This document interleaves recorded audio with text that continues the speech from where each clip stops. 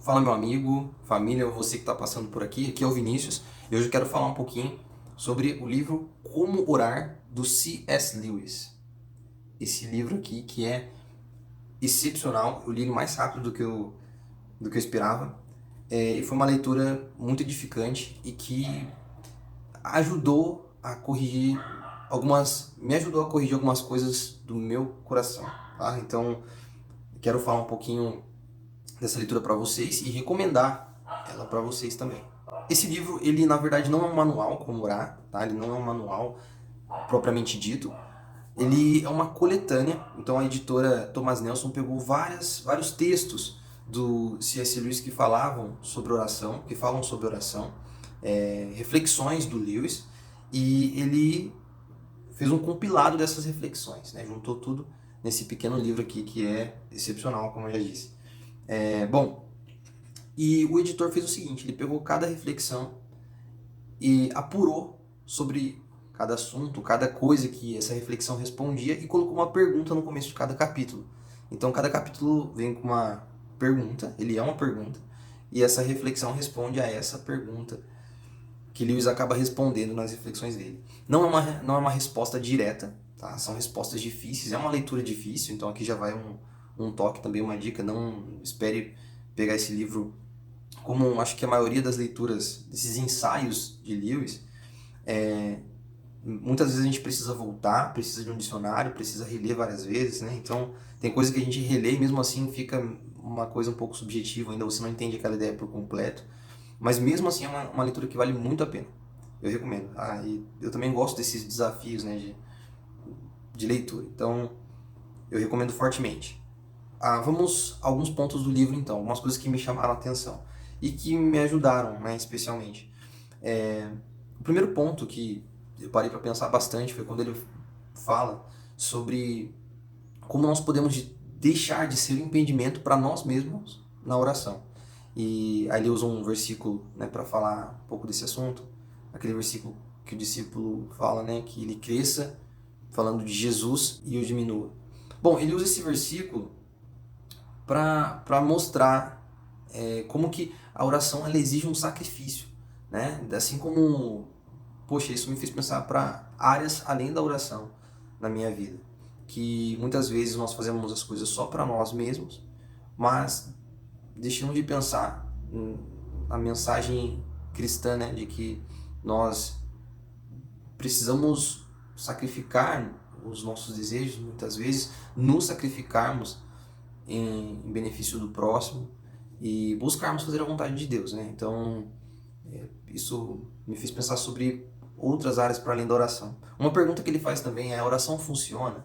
E de uma forma assim bem simples, muito resumida, Lewis mostra que essa não é a abordagem apropriada para a oração, porque a oração ela é um pedido que pode ou não ser atendido, né? E uma outra pergunta interessante que ele faz é: por que pedir se Deus já sabe de tudo? Por que pedir se Deus já sabe de tudo? E aí ele vai falar sobre a dignidade da causalidade, que é, vamos pensar assim, né? Se Deus já sabe de tudo,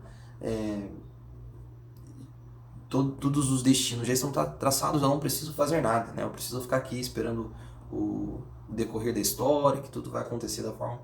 Mas Lewis vai mostrar que Deus ele confere às suas criaturas, ele institui a dignidade da causalidade. Então ele não se relaciona com a gente dessa forma. Ele pede que nós oramos, ele requer isso de nós, uma vida de oração, né?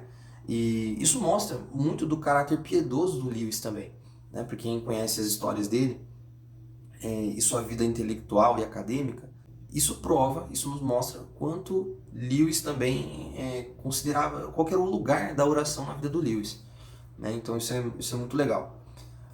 Uma coisa que me ajudou muito também foi quando ele fala sobre a oração não ser fundamentada nas nossas emoções, que a gente sente que a nossa oração ela é respondida, ela é ouvida quando nós estamos emocionalmente bem apenas e como se fosse um recital, eu recito uma poesia ali muito bem feita e aquilo é muito bom e aí aquilo não, então ele vai argumentar, mostrar que a oração ela não é fundamentada nas nossas emoções, ela é realmente parte do nosso relacionamento com Deus. e nem sempre nossas emoções nós estaremos bem, né, emocionalmente para orar. E nem por isso nós devemos deixar de orar.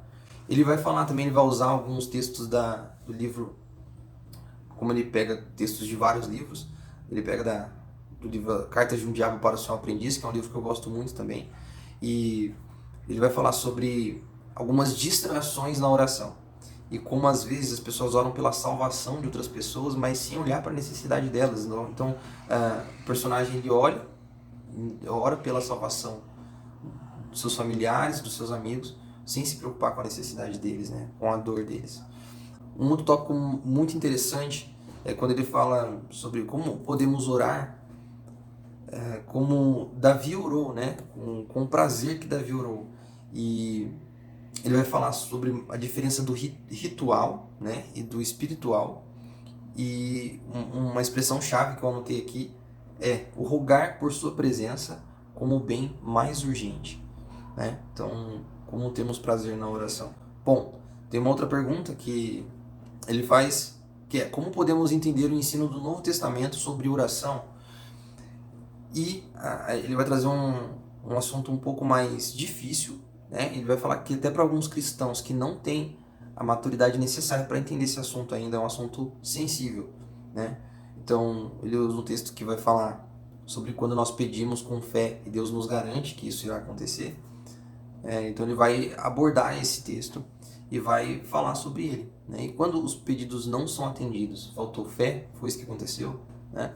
Então ele vai tratar desse assunto, que é um assunto um pouco mais delicado e que exige um pouco mais de maturidade cristã. O próprio Lewis coloca isso, porque nem sempre os nossos pedidos são atendidos.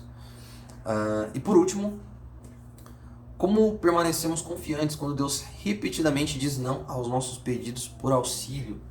E aí, Lewis ele vai fazer nós olharmos para o exemplo da vida de Cristo. Olhando para Cristo, que também orou ao Pai e que também pediu ao Pai, mas não foi atendido no momento da crucificação, né? Especialmente. Então Lewis nos leva a olhar para o exemplo da vida de Cristo, olhando para Cristo e procurando viver conforme Cristo viveu.